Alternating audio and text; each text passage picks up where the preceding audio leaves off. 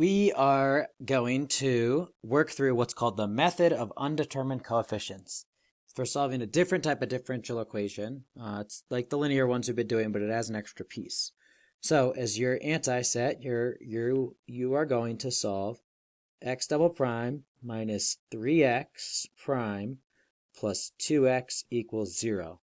Let's go ahead, hit pause, and find the solution to that. Okay, so hopefully you have what I have here, which is I get down to this characteristic equation, I factor to r minus 2, r minus 1, that gives me r equals 2 and 1, and then I write x equals c1 e to the t plus c2 e to the 2t. You could totally interchange these exponentials. You could have e to the 2t first and e to the t first, and it would still be correct. So here is what undetermined coefficients is for. It's for when I don't have a 0 right there. So we've talked about how these things, these differential equations, not this one because of this negative, but these differential equations can be representative of things like springs. And I've talked about how we could have a force applied to something. For example, say our spring is a spring in a car, right? And that car hits a bump, right? Well, if I was going to look at what were to happen to that spring system when it hits that bump, I need to input that force somehow. So I put an equation right here. I can do all sorts of equations. I could do, say it was a car that was driving down a concrete road that went like bump, bump, bump, bump. You've all driven on like 287 or whatever before. I could do an impulse function like this that goes up and like just doom, doom, doom, right? Say I had a spring, say I have a bridge that acts like a spring, right? Very simplistic way to look at a bridge, but say I had a bridge that acts like a spring and I had like a constant wind hitting it, right? Well, that wind would be like having I could put that wind here. Or say I had an earthquake and I had a building that flexed like a spring, right? I could apply that force that is representative of the earthquake here. So what I do is I do it's called an input sometimes, and it's called an external force. So sometimes it'll be a little f of t that is my input, and sometimes we'll use capital F of t for force, right? So the question is, how do we solve those equations knowing what we already have solved? So I'm not gonna do an impulse equation. I'm going to do a simple equation that will demonstrate how to solve this. So the one that we are going to solve is, let's do blue. X, that's not blue. X, double prime minus 3x prime plus 2x equals t squared. So in this case, my f of t is t squared. You may say, well, like, what kind of force would be a t squared? Well, this is just demonstrating this process, and then we'll use it, or you could use it for more complicated forces. You can imagine that the more complex the force gets, it gets incredibly more difficult to solve. But, there are two things that we need from this. We need, there are two kind of things that our solution has to have. One, what order is this equation here? Well, it's second order. So how many c's do I have to have? I got to have 2. So this needs to have 2 integration constants.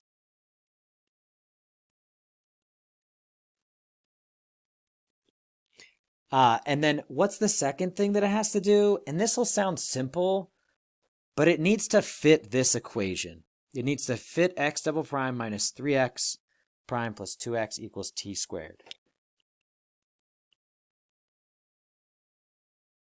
I'll even write fit the DE. It has to fit this equation right here. Fortunately, I already know that this piece right here, right there, that guy solves this equal to 0. And that's actually going to help me to take care of this first thing. I need to have it needs to have 2 integration constants. Okay? And what my final solution is going to be, x of t, it's going to be an xc plus an xp. Now, the xc is going to be the piece with the c's in it. It's going to have my integration constants. And actually, it's just going to be this thing right here.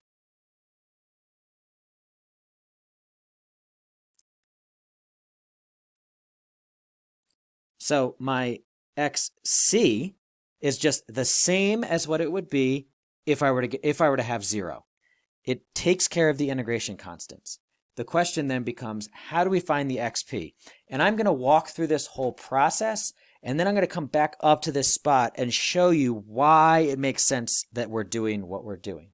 So, for now, just kind of come along for the ride. Okay, sure, xc is this thing. All right, how do I find the xp? How do I find that piece? So, what we do, see this t squared right here. I'm going to do it, and then I'll sort of explain why, but then I'll explain why big picture towards the end. So, xp is, what's this method called? It's called the method of undetermined coefficients. I've heard it called the method of judicious guessing as well. Look, I got t squared here. So, I've got my xp is going to be a times t squared plus b times t plus c. What I do is I take this function right here and I derive it until it goes away or it repeats. You'll see that in a little bit. But I derive it until it goes away or repeats. And then each little function that I get out with its derivative is going to get a different coefficient on it. Those are the undetermined coefficients. I don't know what a is. I don't know what b is. I don't know what c is.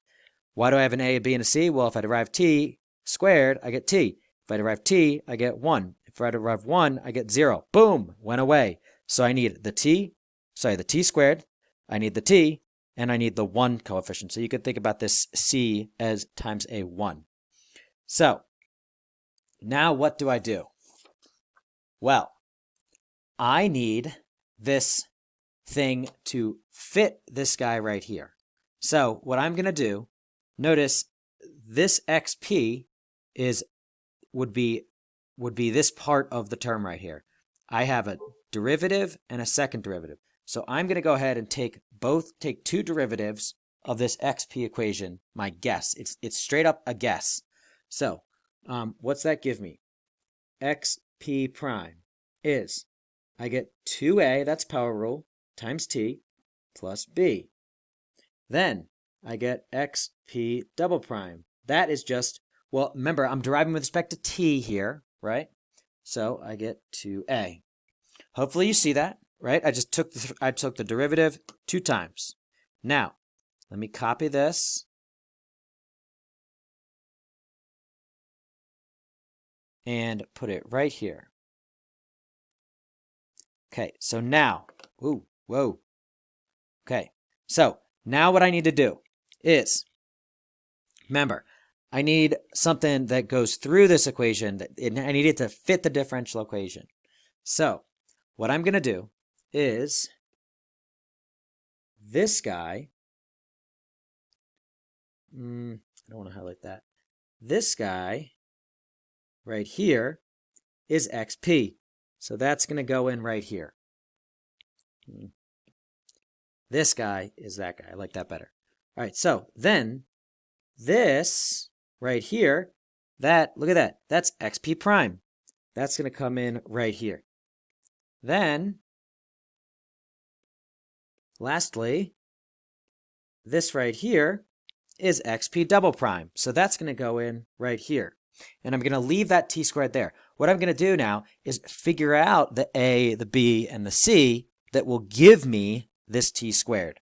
So when I write all these out, I'm going to get, my first one is going to be 2a. That is just this plugged in there. Then I'm going to get minus 3. I'm going to open a parentheses. It's the green one. So I put this. So I get 3 times 2a t plus b. And then the blue one.